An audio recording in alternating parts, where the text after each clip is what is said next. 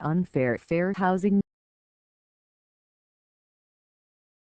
A divisive issue has arisen in Hillary Clinton's Tony-adopted hometown of Chappaqua, population 1,400 in New York's Westchester County. Affordable housing specifically. Whether to permit the construction of subsidized apartments or low-income families near the train station.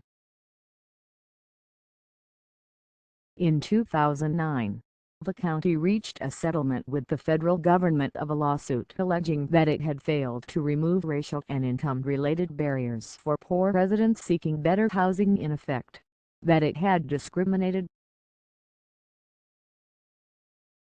Since then, HUD has doggedly pushed Westchester, including its wealthy localities, to finance hundreds of new units of subsidized housing and to market them aggressively, particularly to minorities.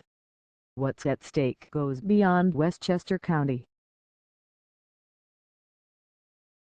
Through its expansive fair housing policies, the Obama administration wants to ensure that poor minorities, who have historically clustered in low-income urban neighborhoods, can avail themselves of the better schools and greater safety of high-income suburban locales. As HUD puts it, no child's zip code should determine her opportunity to achieve. Support for deconcentrating poverty, that is, reducing the percentage of poor people within specific localities by relocating them elsewhere, has gained additional momentum from a recent Supreme Court decision and new social science research. It's far from clear, though, that black or other minorities will benefit from such policies. An aggressive deconcentration push could introduce race and class tensions into hundreds of communities by overriding the powerful dynamic of the American housing market, in which residents earn their way up the socioeconomic rungs of a housing ladder. Deconcentration policies also undermine the achievements of minorities who have moved to more affluent communities through their own hard efforts. The better course would be to enforce an older view of fair housing, simply ensuring access for everyone who can afford to move to a neighborhood and aggressively prosecuting violations and, crucially, to encourage a culture of upward mobility, in which people take advantage of opportunity. Since the 1930s, the federal government has subsidized housing for low-income households. But the various forms of such subsidized housing have all run into trouble of one kind or another. Public housing projects have become the locus of crime and long-term poverty. Housing voucher holders have tended to concentrate in lower-income neighborhoods. The original goals of subsidized housing, to provide safe and sanitary living conditions as well as an environment that would increase the likelihood of upward mobility, have proved elusive. Enter the Obama administration, with an approach that inverts the traditional approach to subsidized housing, seeing relocation of still poor families to wealthier areas as a key to economic advancement and favoring housing subsidies for these purposes. In its recently issued rule for affirmatively furthering fair housing, the administration has formalized this goal. HUD will provide publicly open data for grantees to use to assess the state of fair housing within their communities and to set locally determined priorities and goals. HUD will provide open data to grantees and the public on patterns of integration and segregation, racially and ethnically concentrated areas of poverty, disproportionate housing needs, and disparities in access to opportunity. This improved approach provides a better mechanism for HUD grantees to build fair housing goals into their existing community development and housing planning processes. Recent research, at least at first glance, suggests that neighborhood segregation is still holding blacks back. The Stanford Graduate School of Education study released in June 2015 and based on census data found that even affluent blacks are likely to live in communities in which average incomes are lower than their own, and that poor whites are likely to live in neighborhoods in which average incomes are higher than their own. Blacks earning $50,000 a year live in neighborhoods where the annual median income is just $42,000. White families with incomes as low as $13,000 a year, by contrast, live in neighborhoods in which the annual median income is $45,000. As the Stanford study summarized, middle-income Black and Hispanic households are much more likely to live in poor neighborhoods which tend to have weaker schools, more crime and bigger social problems than whites or Asians who earn the same amount of money. This segregation may be constraining the upward mobility of Black and Hispanic children compared with their white and Asian peers. The recent work of Harvard economists Raj Chetty, Nathaniel Hendren, and Lawrence Katz, in turn, suggests that using federal programs to relocate poor minorities to wealthier areas could boost the upward mobility of disadvantaged kids.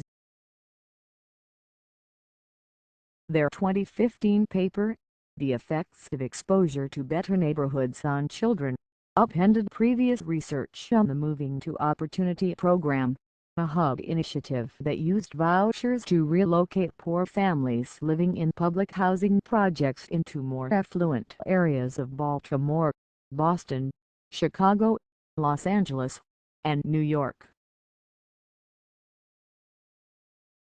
Earlier studies found virtually no benefits from these efforts. Some families were offered a housing voucher to move to a less poor neighborhood, others a voucher that let them move to any neighborhood they wished. Using IRS records to track the earnings of voucher recipients over time, the Harvard researchers, however, found that life prospects of young children whose parents moved to better-off, high-mobility areas did improve. The findings imply that offering families with young children living in high-poverty housing projects vouchers to move to lower poverty neighborhoods may reduce the intergenerational persistence of poverty and ultimately generate positive returns for taxpayers. Over-reliance on public housing deprived blacks of one of the key means of upward mobility, home value appreciation. On closer inspection, though, it isn't so clear what story the Harvard and Stanford studies are telling. The Stanford study doesn't answer a key question: are people self-segregating? Nothing in its findings precludes the possibility that some minority households, whatever their income, simply choose to live in predominantly minority neighborhoods. That may, of course, reflect their view of likely white animosity, but it may also suggest their sense of where they will have more in common with neighbors. Nor do the findings rule out that a family may prefer not to move, even if HUD thinks that doing so is in its best interest. Blacks often lack financial resources to move to wealthier areas. By some estimates, blacks have less than 8 cents in assets for every dollar in whites' assets. Liberals often cite this racial wealth gap as evidence that historical discrimination continues to play a role in putting blacks at a disadvantage. But the idea that the wealth gap reflects only a history of housing discrimination ignores a role that public and subsidized housing has played in limiting the growth of African American assets. The arrival of large numbers of African Americans in northern cities in the 1940s and 1950s coincided with the dramatic expansion of public housing, which many of these newcomers moved into. Black representation in public housing continues today.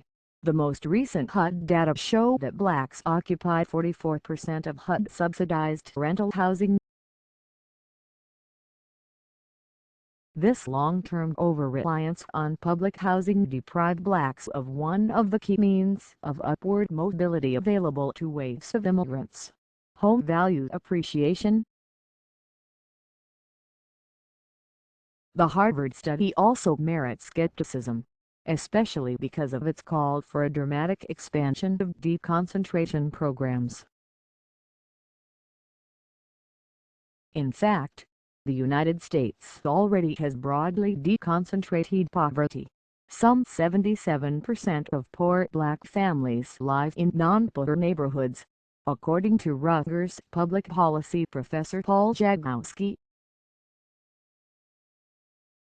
He also finds that the chance that a low-income white family will live in a high-poverty neighborhood has, since 2000, increased more than that for black families. A disproportionate rate of black poverty has persisted, however. This is not to dismiss entirely the Harvard findings on the benefits that young black children enjoyed from living in wealthier areas, but data from a limited sample shouldn't be given equal weight with the much broader evidence that relocation is not a silver bullet for black advancement. The case for dispersing the poor through subsidized housing remains shaky. At best, America's residential communities are not, as the HUD worldview implies, divided along a bright line between the poor inner city and wealthy suburbs. They can be thought of instead as rungs on a ladder, encompassing a series of neighborhoods where housing costs move up incrementally and where residents share many common characteristics, from socioeconomic status to the belief that they have earned that status. Though this phenomenon is often referred to as socioeconomic segregation or stratification, it can also serve to encourage tolerance, including among different races and ethnicities. As the sociologist Herbert Gans observed in his 1961 book The Levittowners' Experience with Residential Integration in Many Communities, including Levittown, indicates that it can be achieved without problems when the two races are similar in socio-economic level and in the visible cultural aspects of class. So it was that ethnic groups that were rivals in the cities, such as the Irish, Italians, Jews, and Poles, some not even considered white by 19th-century nativists, made common cause in the post-war suburbs. They understood that they were joined in a virtuous conspiracy of shared values, maintaining public order, good schools, safe streets, and clean parks. Where today's HUD implicitly views such good communities as the creation of money and privilege, these residents saw the fruits of self-sacrifice and constructive life decisions, marriage and education, as well as careful local governance. The converse of the Gans formula for tolerance is also true. Forcing social classes together can generate considerable tension. As with affirmative action, it inevitably raises fairly or unfairly the question of whether new minority recipients are deserving. Nobody understands the risks of such a policy better than middle-class minorities. They have often sacrificed to move up and out of poor neighborhoods, in just the way that HUD once sought to encourage. As an African American who happily resides in one of the aforementioned towns targeted for this deplorable lower-income housing, I am appalled at this decision to reward those individuals who chose the easy way out instead of dedicating oneself to hard work," said a black resident of the affluent New York suburb of Larchmont, in response to the Westchester County settlement. "My wife and I worked hard to be able to purchase a home and pay taxes in one of these towns, just like everyone else who resides in them," another said. "As an African American, I am tired of the practice of placing government housing in otherwise middle-class and affluent neighborhoods. All it does is reinforce a stereotype that all African Americans are laggards when it comes to educating ourselves, rising socially and advancing economically. It is not as though there aren't African Americans already living in these neighborhoods in Westchester. These black residents of Westchester are yearning for a truly post-racial America, where African Americans are no longer a special case for social policy and where their own accomplishments matter." See Housing as Busing, Autumn 2009. They understand that good communities are neither inevitable nor inherited, they must be built and maintained day by day. But doing so requires a sense of commonality. America has had considerable success in achieving this, but HUD's approach threatens to alter, by far, the spontaneous ways in which Americans form tolerant, diverse communities.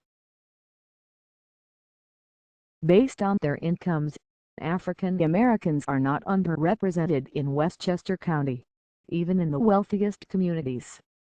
As of the 2000 census, Scarsdale was 1.5% black, Pound Ridge 1.2%.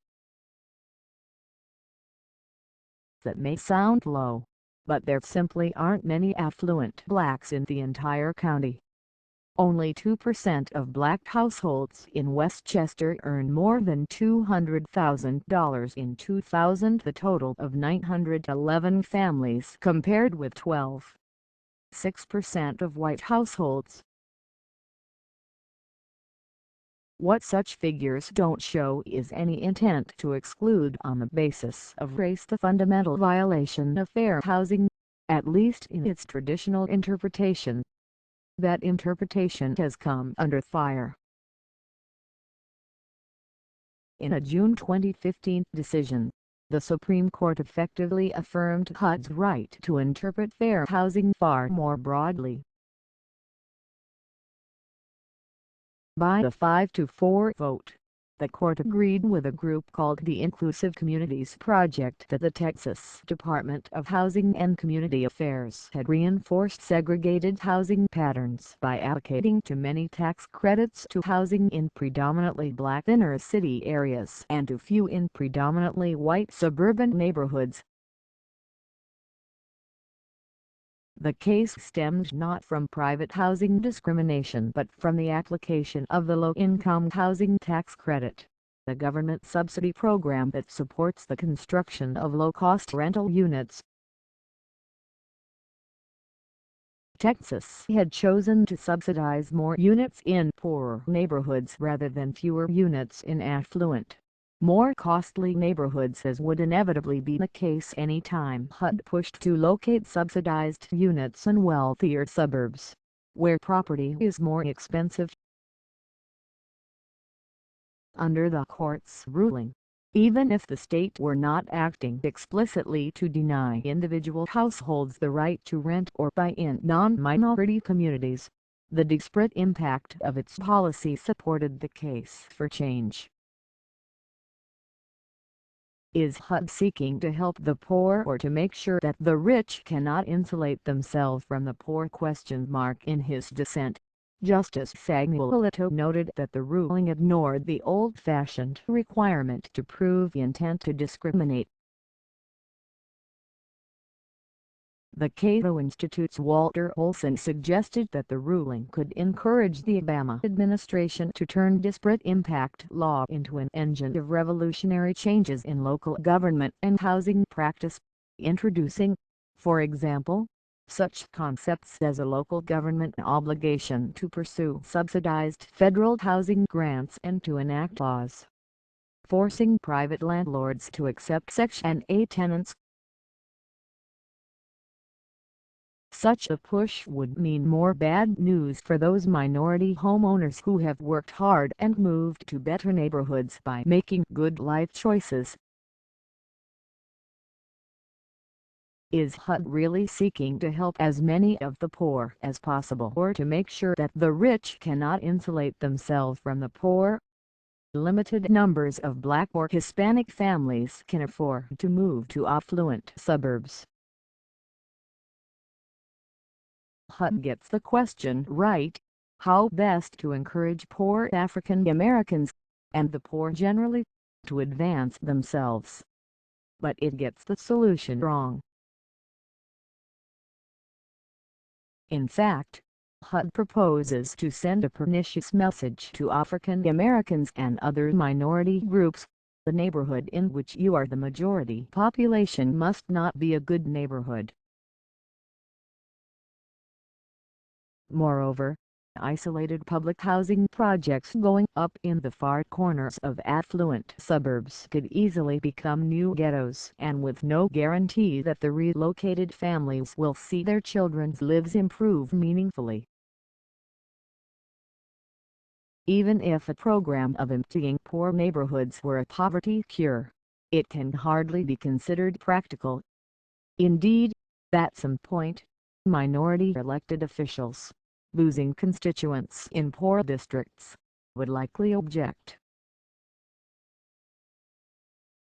The moving to opportunity and other relocation-first approaches are far from the only imaginable ways to encourage upward mobility among public housing residents.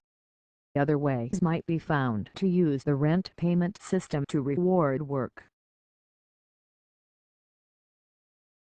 As it is now, when public housing tenants' incomes go up, so do their rents by 30 cents on every dollar. Also helpful would be a time limit on new tenancies, perhaps 5 years, as with cash public assistance.